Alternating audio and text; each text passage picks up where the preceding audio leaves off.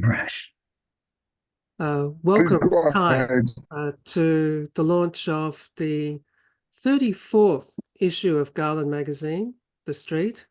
I'm speaking to you from the land of the Wurundjeri people of the Kulin Nation, and I pay my respects to their elders past and present and to the ancestors of the lands where you come from. The Wurundjeri people play a big role in the series of Garland this year because their land called Laughing Waters will be a feature of the next issue.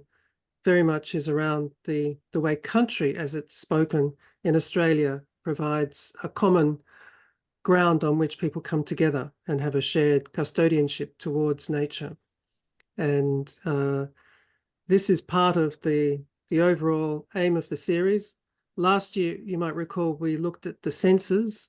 So sight, not just sight, but smell, touch, feel, taste, which was kind of a coming out into the world after being locked away in COVID. And this year continues that, except that it's looking at the social spaces, how we come together with each other, particularly at a time when, even after COVID, we've got a lot of online shopping and other things that make us isolated from each other. So looking at the ways we activate a public space is very important. So this issue is guest edited with Melissa Cameron. Greetings in Perth. Would you like to say something about the issue from your perspective? It's been really great going through reading everyone's pieces, the pieces that I've managed to have something to do with them, but the great expanse of other works and catching up with old friends like Jeff Hogg and Susie, hi, Hi. Hi. who I know from back in my Melbourne days. Yeah, it's really great to have this personal connection with this particular issue. When you have a bit of skin in the game, you get even more enthused about what's been happening. Good. So thanks, Kevin. Appreciate it. We'll get around to your very interesting piece soon, but I'd also like to say that this issue is dedicated to the Sao Paulo street artist Tiago Ishiyama, and I've just got a lovely tribute to him, which will be shared soon, and it means a lot to his family. He was tragically shot in the favela in Sao Paulo last year, murdered. So his career was cut short. So this issue will be a way of sharing it with the rest of the world. Wonderful. Well, let's get going. And first up, we've got Gary Warnell. I'll get the screen going. And Gary, of course, has been a wonderful regular contributor. His image from Nepal, from Kathmandu, is very much featured in this particular issue. And this is an interesting one for Gary because normally he looks at what's happening in the wonderful craft workshops in Nepal. And this time he went out into the street into something which might seem a little bit more contemporary. So Gary, would you like to tell us about this story? Well, thank you, Kevin. And yeah, as Kevin said, normally I work with contemporary or traditional crafts. And when I saw the theme for this as being street art, I know that my good friend Kailash Shrestha has been working a long time with promoting street art in Nepal. And after our initial discussions, I just went out exploring, and I was absolutely thrilled to see how lively this initiative that he started more than 10 years ago was becoming in the city, particularly because Kathmandu is such a grey and dirty city. And when you start to look around, there are wonderful examples of bringing communities together by collaborating. And we have, as I mentioned in the article, we have such a large number, such a diverse kind of ethnic range of people who live in this country, and 120 languages. I mean, so talking to Kailash and seeing how he brings communities together to do works which are in very prominent public locations and increase people's awareness of the importance of uniting the country, which is a fledgling democracy. I mean, we still have enormous problems with corruption and infrastructure and allocation of aid in terms of education, health, and so on. So all of these issues are somehow brought together in the works which he has curated. And even to the point of these artists being commissioned now by businesses and hotels and corporations to install works on their premises. And this has brought it in a way out of the sort of back streets of the city into very wonderful locations all over the city.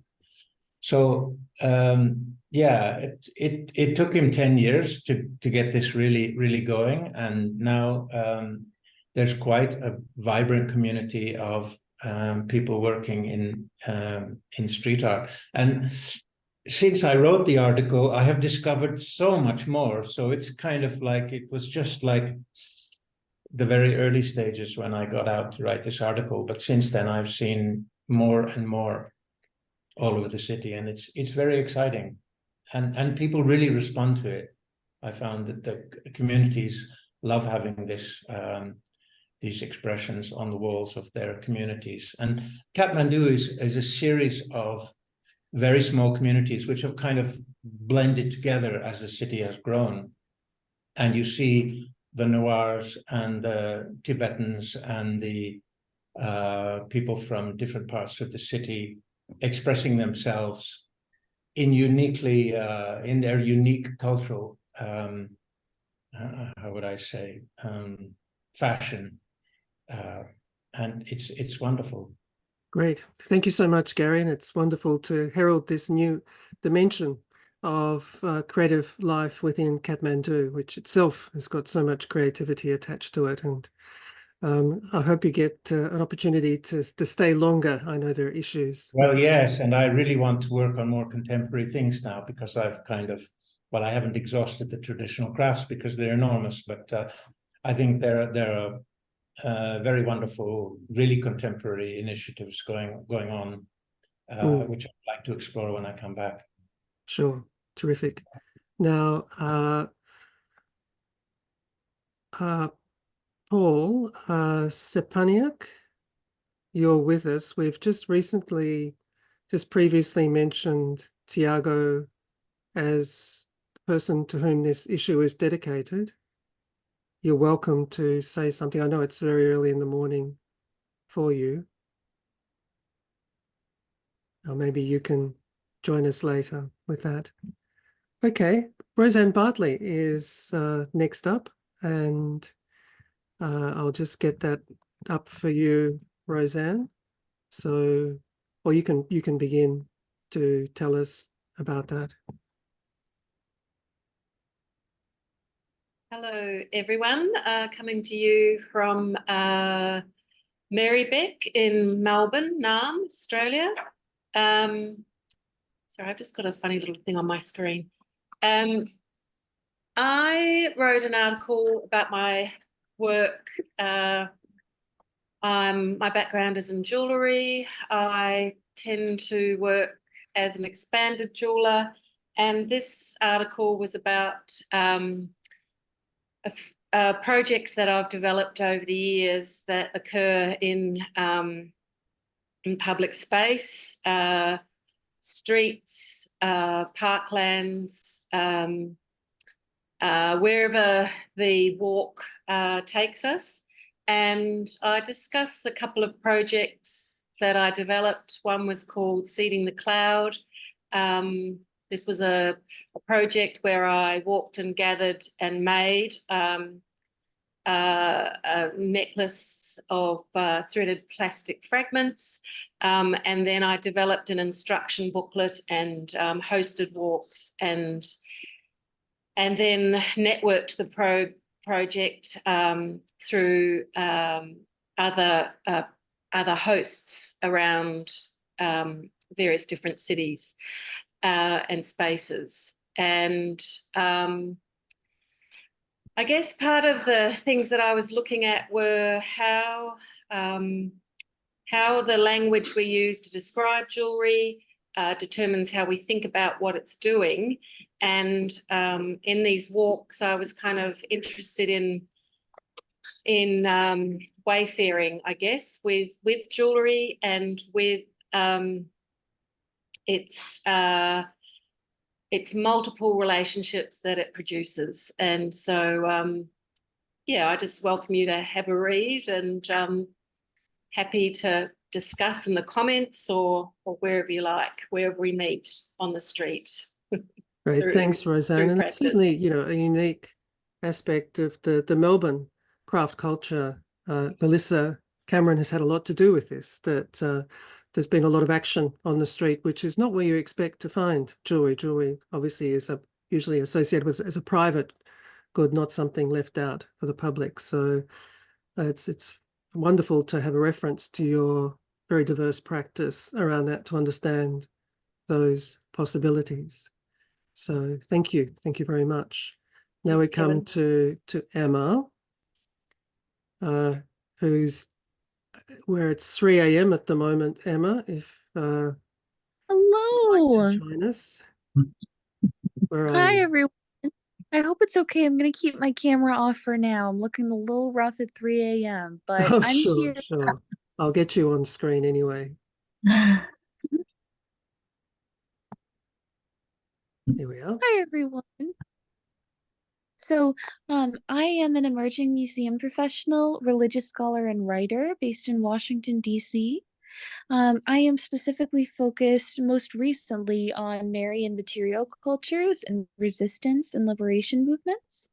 So I had a wonderful time writing this article about an artist named Virgin Mary, with the abbreviation VGINMARY.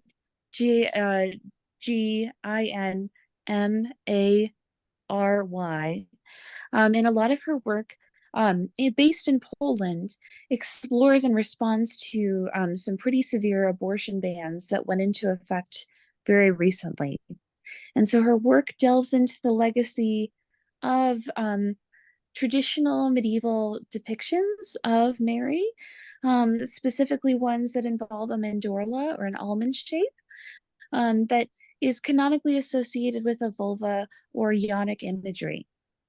So for her, it was really about pushing back on this not public disgust, but this public disapproval of imagery of the vulva, but also discussions of reproductive rights through this art. So in many ways, it became, she remained anonymous in the article, it became a calling card for revolution against conservative Polish religious and social settings, but also a way that she was able to express her anger and process through all that she was experiencing at this time of intense personal growth, but also social pressure. So it was a lovely article to write. I had so much fun. We included so many beautiful images in here, focused on the Mary with the outstretched arms and the flowing robes. So it was absolutely wonderful. It was a really popular article. A number of people online have been commenting and resharing this article, especially those within growing Marian devotion movements. So it was really, really exciting. Along with that as well, more people in the United States have been latching onto this idea of why and how this work is meaningful and important, and how in Poland right now, the artist had to remain anonymous because creating this art, specifically with imagery that isn't necessarily publicly acceptable or approachable, is not allowed, and very much could put the artist in places of harm. So it was a really, really interesting piece. I absolutely loved writing it. And the artist was very, very happy to continue on her work from a conference in Norway that she was part of several years ago about her art and the power of artistic depictions of religious imagery in collective liberation. It was Thanks a very joy much. to write. Yes, thanks very much, Emma. And thank you so much for being a voice of the United States, because amongst all of our issues, this issue is one that is particularly relevant to the States, where, of course, protest and the political Yeah. nature of art and craft is particularly strong and increasingly strong. So thank you for speaking on behalf of all the others who shared their stories as part of this issue. Yeah, they're one of our largest source of readers, the United States. So it's good that we get to reflect on what's happening there. Now we move across the Pacific to Jeff Hogg.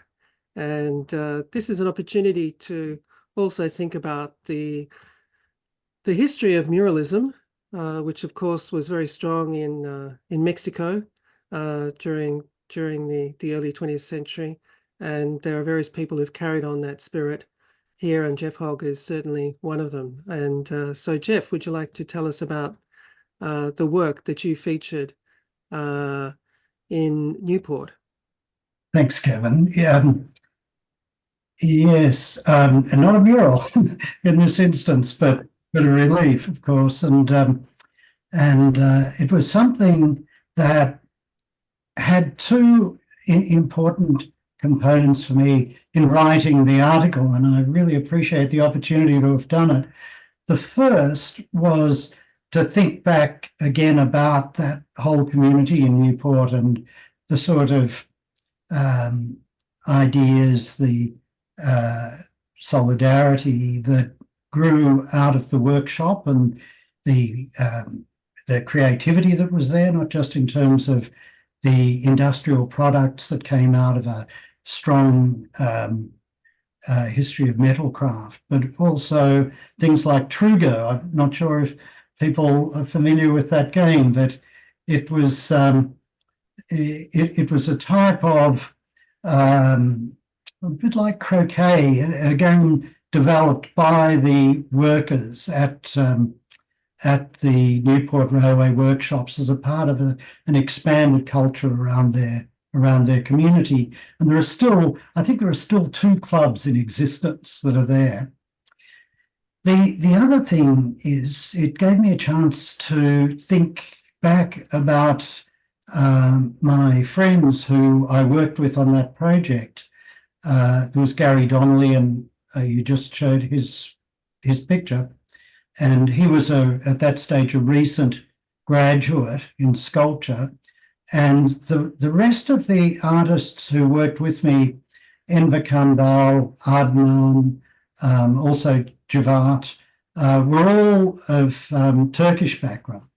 And in thinking about them, it's an opportunity to introduce my partner, Susie Pinchot, who's here, because really it was Susie who introduced me to those artists. Susie was formerly a social worker in Broadmeadows and worked a lot with newly arrived communities.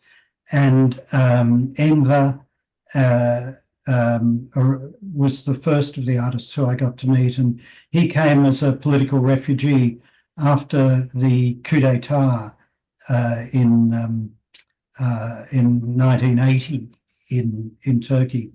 So it was, a good opportunity to think again about those people that I worked with, and also how really Susie and I have been collaborators in these works for as long as I can think of, really, and in different ways, bringing different parts to it.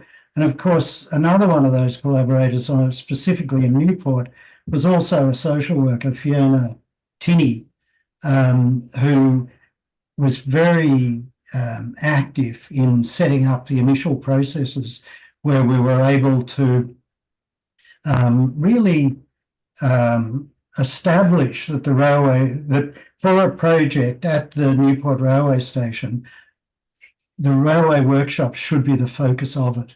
Because in Newport at that time, in the 1990s, it wasn't the same place as the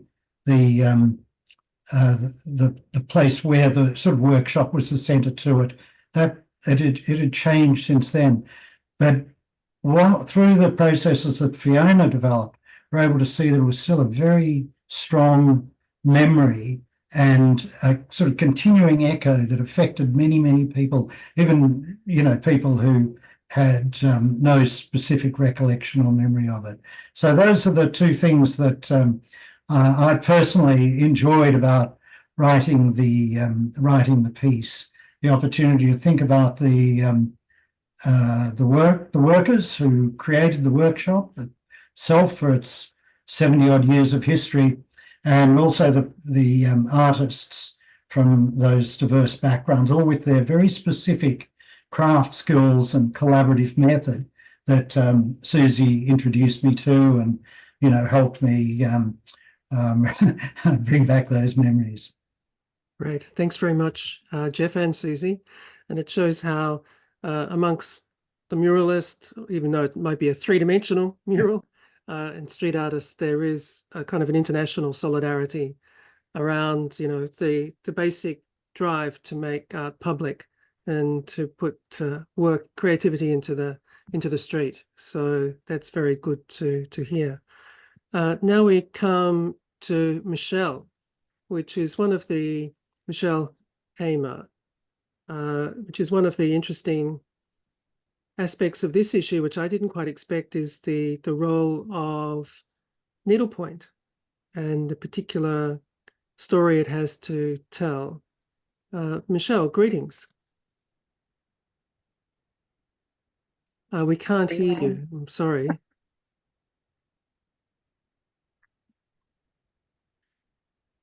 I'll get your... Better? Yes, we can now. Okay. Sorry, earpods playing up.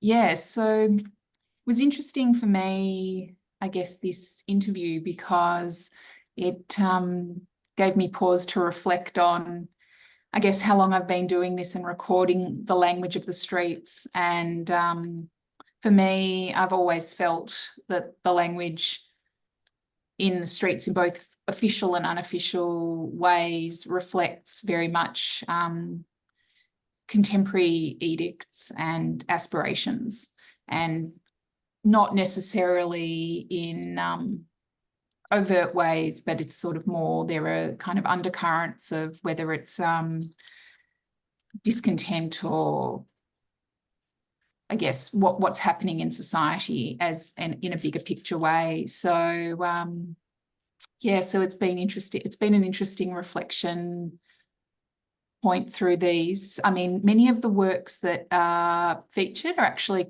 quite early works. So they feel a little bit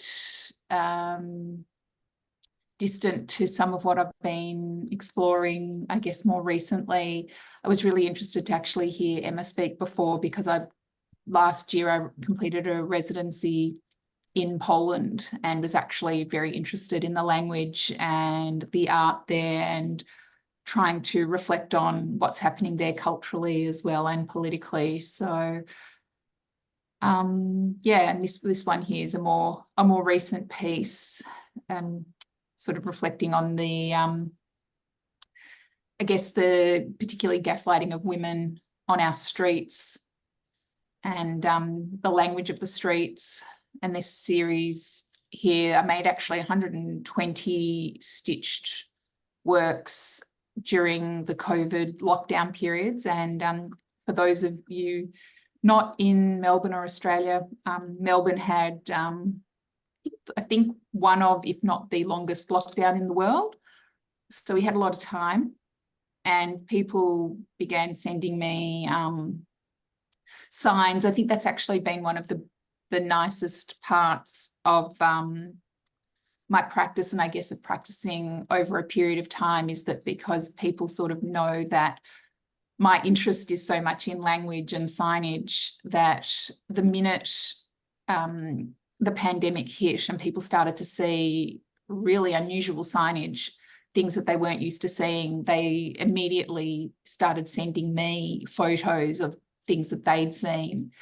And I had to quickly kind of work out a way to navigate that and, I guess, both record it. For me, it often feels like my job is to document it and to keep a record of it. So in the end, I made 120 pieces, and the end goal was to create a film piece, which was a slot machine video with the lottery of language that we were exposed to during that time, being well aware that what language you were exposed to really depended on where you lived, socioeconomic factors, you know, country, location, all of those sorts of things, what sort of access you had during that time. And it was quite lovely to get it shown at Federation Square, which is in the centre of Melbourne, and in the background you can actually see signage for Crown Casino, which felt kind of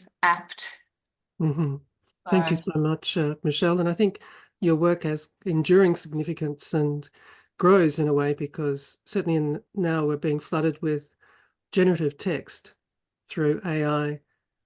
We become increasingly alienated from, you know, the information that we're receiving, and your original needle points of the signage sort of breaking down the pixels and so on had a certain poignancy, knowing that, you know, you were stitching these manually yourself over time with great care, which is so contrast with the signage that was sort of left there broken. So I think that will be something we keep returning to, as well as your new work as well. And now we go to Chloe.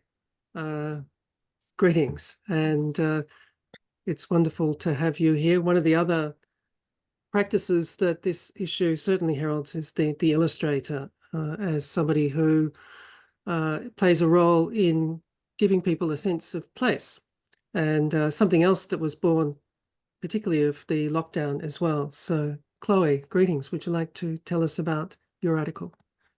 Sure, yeah. So my article is about my streetscape works, which kind of started as a travel diary. I had visited Manhattan and came back with all these photos of the interesting architecture, and was kind of photocopying them and cutting them up and collaging them, and trying to create a bit of a portrait of this city that I'd visited.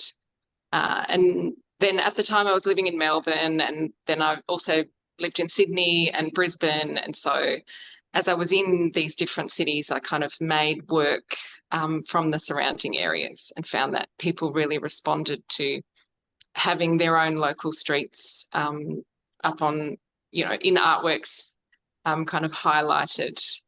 So yeah, my background is in jewellery also, but this has become a big series for me, and it started with these works here that were exploring collage and using flour and water glue with resin over the top, and kind of the effect that I got from that.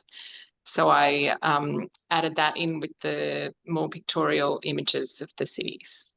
And then a lot of people then ask me to do artworks of their houses or their favourite streets or their parents' house. So I do a lot of commission work now. And it's really lovely hearing the stories about what makes a place special to someone and what are the important features for them. Yeah. Great. Thanks so much, Chloe. And it certainly seemed to be an interesting aspect of your practice and others in this issue of the way illustration plays a role in rite of passage, certainly when the family home is sold, or the inhabitant, the parent, goes into a nursing home to have.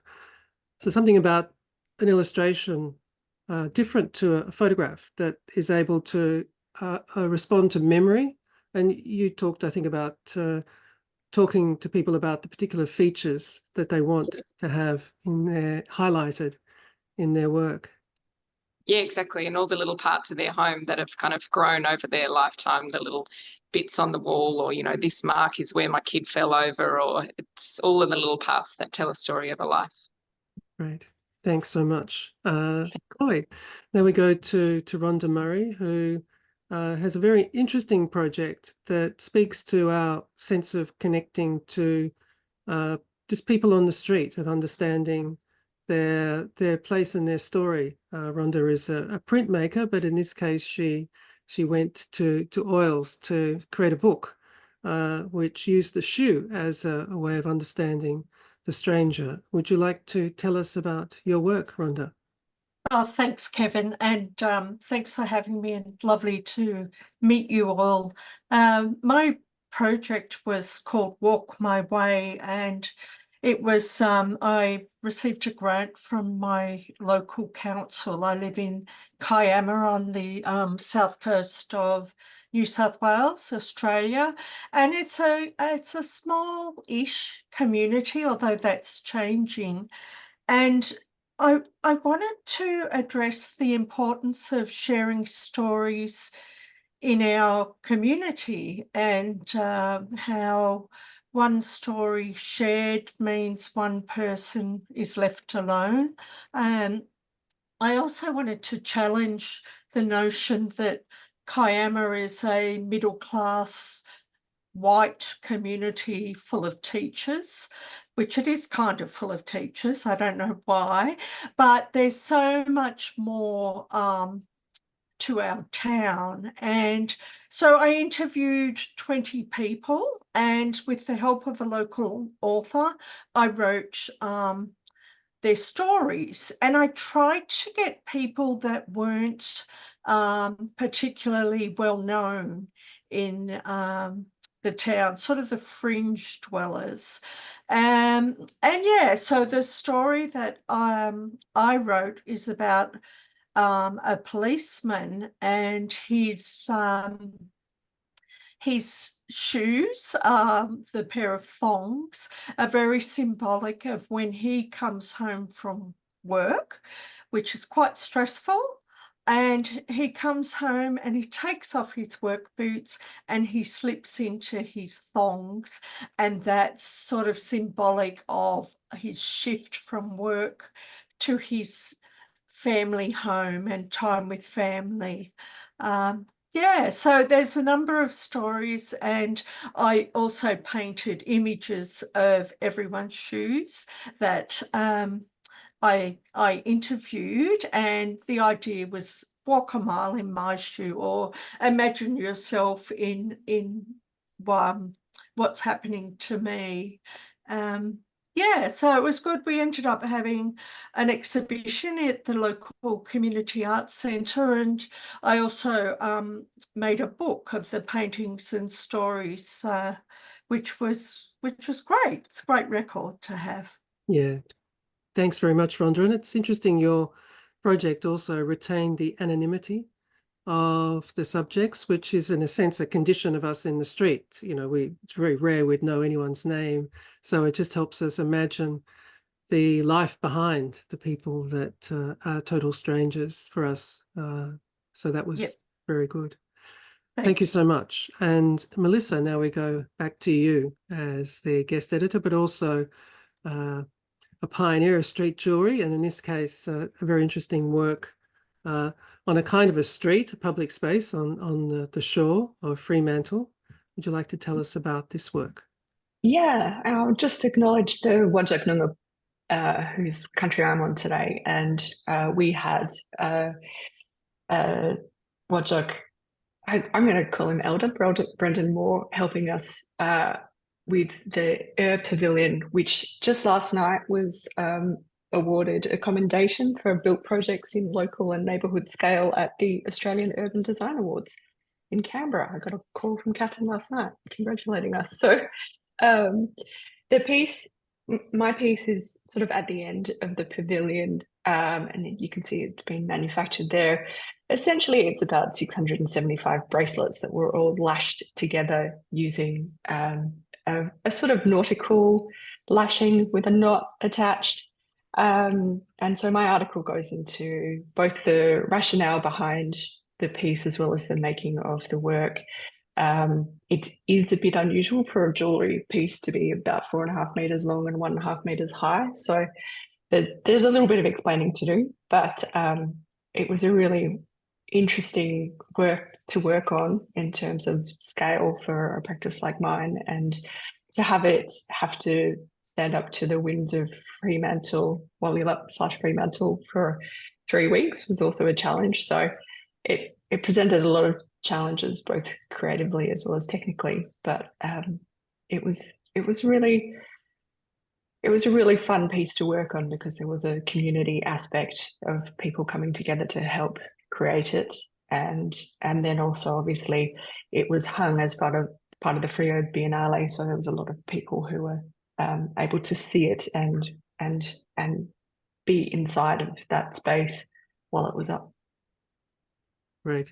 And I guess that relates to the other aspect which you share with Roseanne, which is as a jeweler, how you can use material that we would think of as rubbish, because that's also part of the condition of the street, that it's a place where refuse can be found, particularly in gutters and pavement. Yes. And Yeah. the alchemy involved in transforming that into something meaningful is quite remarkable.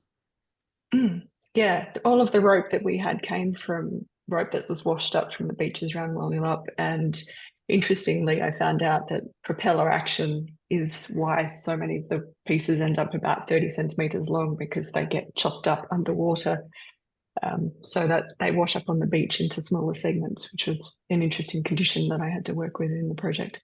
Right. Well, always a jeweler's eye reveals many things. Thank you so much, Melissa. And now we go across to Hyderabad, to Kustav Chatterjee. Welcome. Namaste. Hello. So I'm Kaustav Chatterjee, based in Hooghly and Hyderabad. So I'm basically an artist. So, and simultaneously writing and researching on craft practices, like craft as embodiment, actions, and its materiality. Currently also working on research writing project on craft and its entrepreneurship. So this thing, like this article I have done with my lived experience in Hyderabad currently. So it's called Muggu. It's mostly a floor design, floor painting practice, mostly done by women, and it's a very everyday practice, and also simultaneously, occasionally they are doing in a very large and grand manner. So these are like there are a lot of winter chit chats in the afternoon, and those are the women gathering in the street, and I am part of that gathering, and it's a collecting story from them, how they are making out about their design diary collections. It's a ancestral collections, like grandmother to daughter and granddaughter. So this is the kind of transgenerational knowledge system it's actually borrowing. So yeah, and they're mostly using organic materials, and simultaneously, occasionally, they are using chemical materials. So this is a kind of journey to material from organic to chemical, and where the Hyderabad is a very growing city, having a lot of constructions, metro railways, highways, high rise, and there are these are the most intimate lanes, like which we call gully, where this kind of embodied practice are happening. So yeah, this is the diary of Anjali ji. This Anjali ji is working at like 31st night to welcome the new year. So yeah, these are the kind of practice it's been happening long since, and still it's evolving. So yeah, this is kind of engagement, and thank you so much for this opportunity. And yeah, well, thank you for sharing it. It also highlights often work on the street is temporary. In the case of Mugu or Kolam, or Rangoli, it really just lasts a few hours. It's more the ritual of the making, which is important. And often, obviously, with a lot of street art, it is also transitory. Although what I found is that one of the tests of a good street art is that it doesn't get tagged. So there is a kind of a critical judgment made on the street as to the worth of a work. So that's interesting to know. And now we go to our dear friend Lokesh, the song catcher of craft, who is telling us a story about an idol maker that he has come across. So Lokesh, would you like to tell us about the subject of your story? Yes, thank you. Thank you for including the story, and hi to everyone. So street is like a river, and we flow through streets across the urban spaces to navigate. And then there are creative makers who are less fortunate, who get less time to rest while they navigate. So this article really voiced the plight of one such maker, which actually represent many displaced makers who have moved from villages for better opportunities and end up living in a slum or a temporary space around the street, and then have to they're not supposed to be there, so they're again moved. In this article took me over 2 years to write, and they make particularly the mask, which is the evil eye, which is the focus of this article. And over these 2 years, I could actually photograph over 50 images of masks used in 7 different cities across 3 states in India.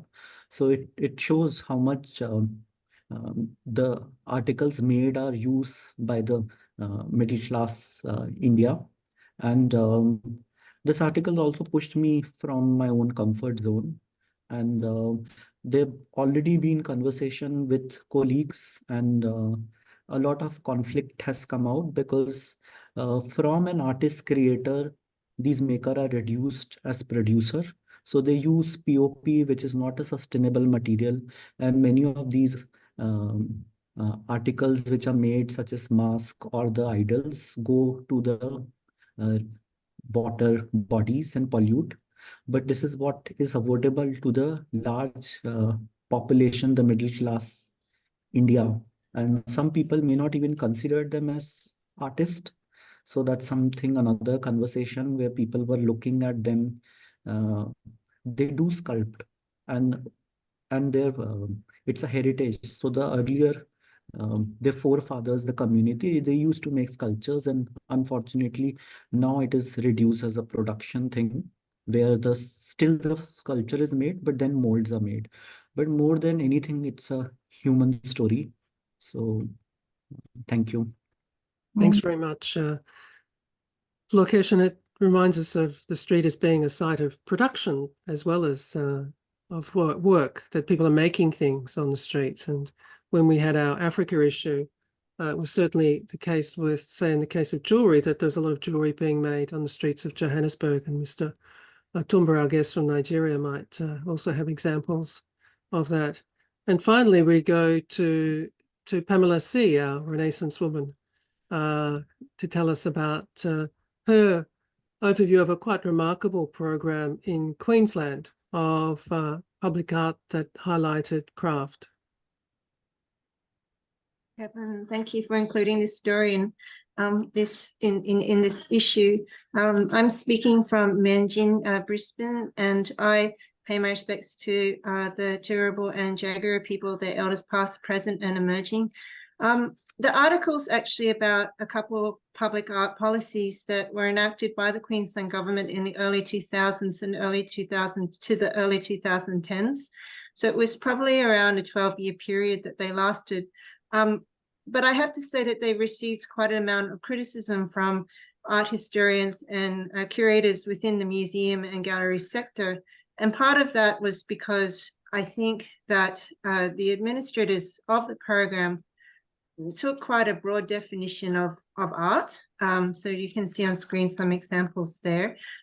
They were very embracing of William Morris's both with the art and craft movement, both the lesser and greater arts. So they're really interested in in craft to the degree where they thought commissioning an artwork could include things such as furnishings, such as door handles, or even the carpet, storage, the way they design storage within the building.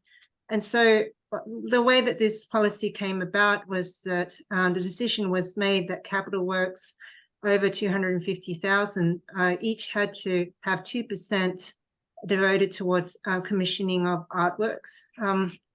And I think it's really interesting, this approach, despite the criticism, because what my research here, there are other examples that are integrated into buildings, but I was interested in the freestanding sculptures that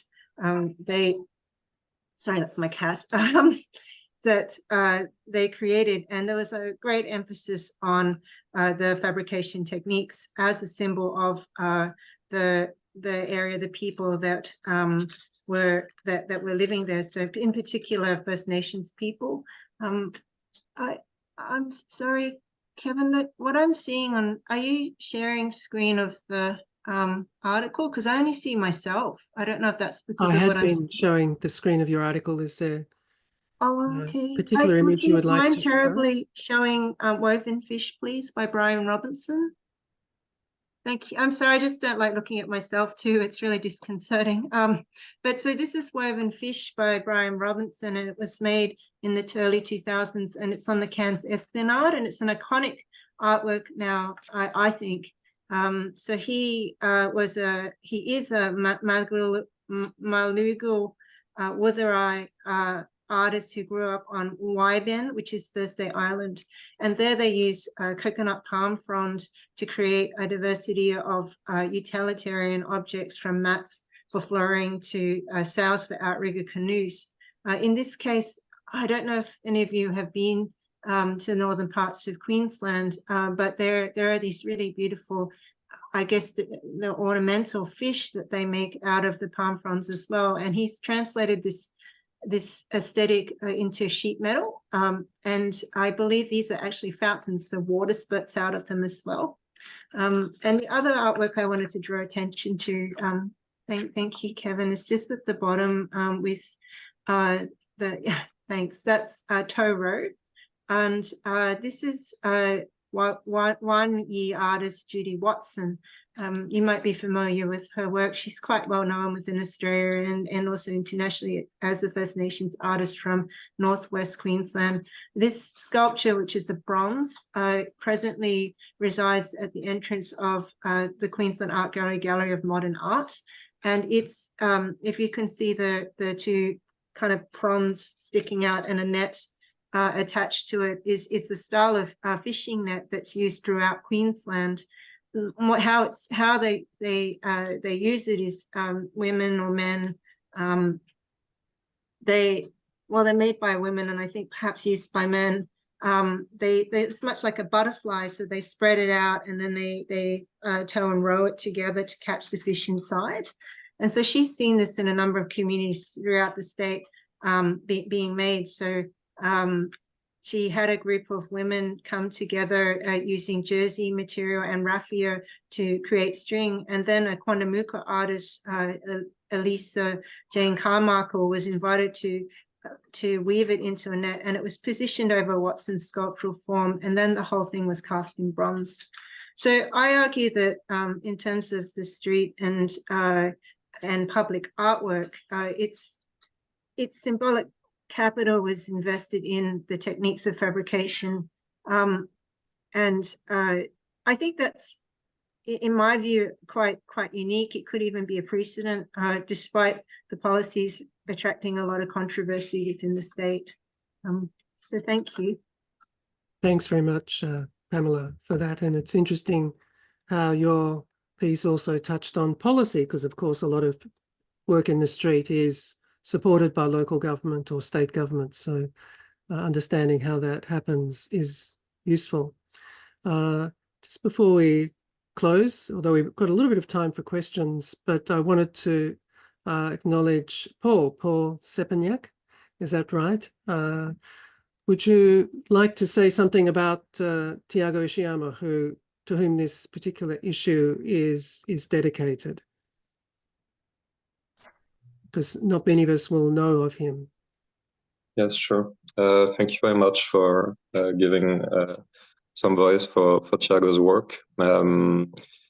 So presenting my article, it's about Thiago Chama, a Brazilian street artist, which has as artist name 8 or 80 or 80, which can be translated as all or nothing. He was born and raised in Brazil's biggest favela, which is called Heliópolis in Sao Paulo. His artwork was hugely influenced also by his Japanese ancestry. He was defining himself not as much as a pure artist, but more as an activist, using his work to create impact for his community and for the environment. Myself, really quickly, I'm the founder of world's biggest event for the Amazonian rainforest, and Thiago had a huge contribution in our events and his art inside the art exhibitions. He had done, for example, a great collection of the Amazonian animals in extinction, which highlighted the similarities between the favela communities and those hunted animals. He did a lot of different work as you watch such a plural, talented artist. If it's drawing, painting, street art, collages, collage, and other techniques. Another great art piece about the Amazon was the time watch he made with Amazonian ashes. So, like switching this time watch, we could see how quickly the forest was burning and getting destroyed. Unfortunately, Thiago was brutally shot at his home, in his house, in his own room, after release. A few days after an exhibition in one of my events where his work was directly attacking Brazilian's government during the Bolsonaro time. And well, his work will continue its path with us to express and to keep his memory alive.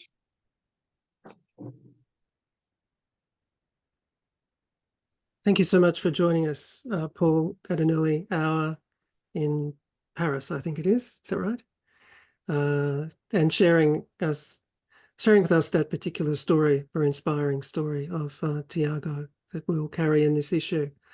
Now we're coming to the end, and as is the custom now, almost a ritual for these, I invite you to put on your Zoom face for a screenshot if you'd like to enable your camera, although Emma in the States is exempt from that given the time. Lovely to see you, Tessa.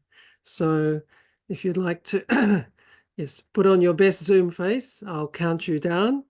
1, 2, 3. Beautiful. Thanks for that. Now we've finished the formal part